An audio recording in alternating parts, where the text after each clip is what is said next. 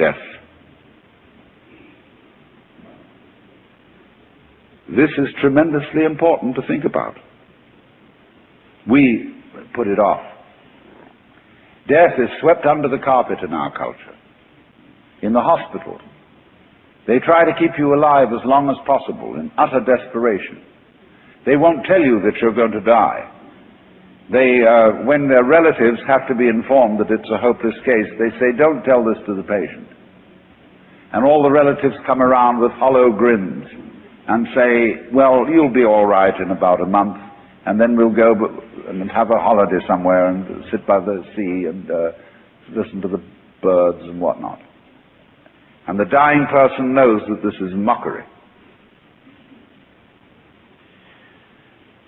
Well, of course, we've made death howl with all kinds of ghouls. We've invented dreadful afterlives. I mean, the Christian version of heaven is as abominable as the Christian version of hell. I mean, nobody wants to be in church forever.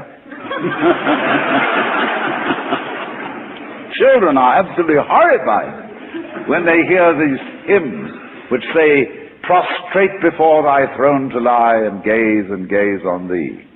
They can't imagine what this imagery means.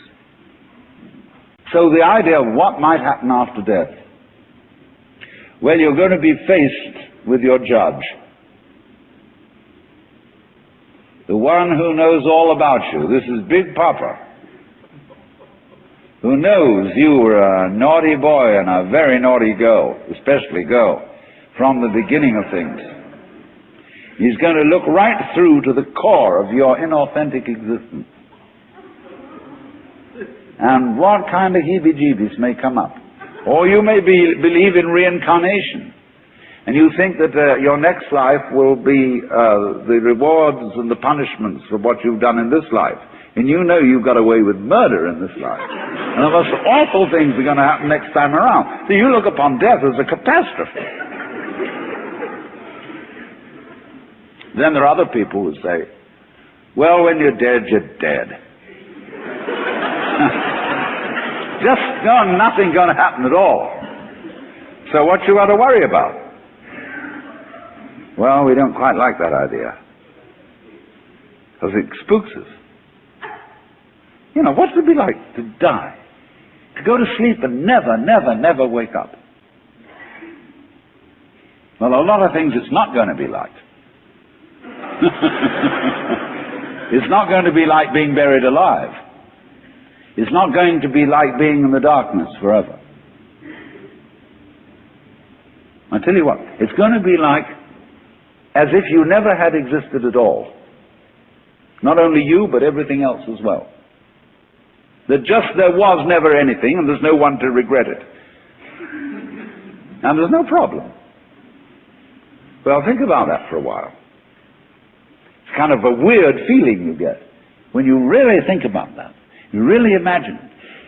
Just to stop altogether. And you can't even call it stop, because you can't have stop without start. And there wasn't any start. There's just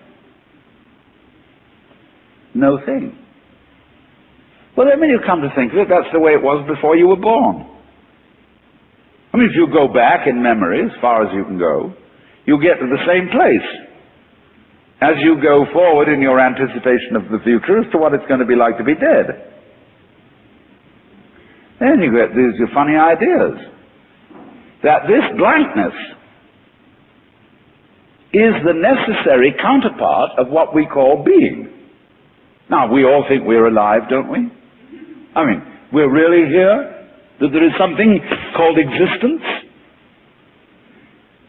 You know, the existentialists, Dasein, throneless, you know, here we are.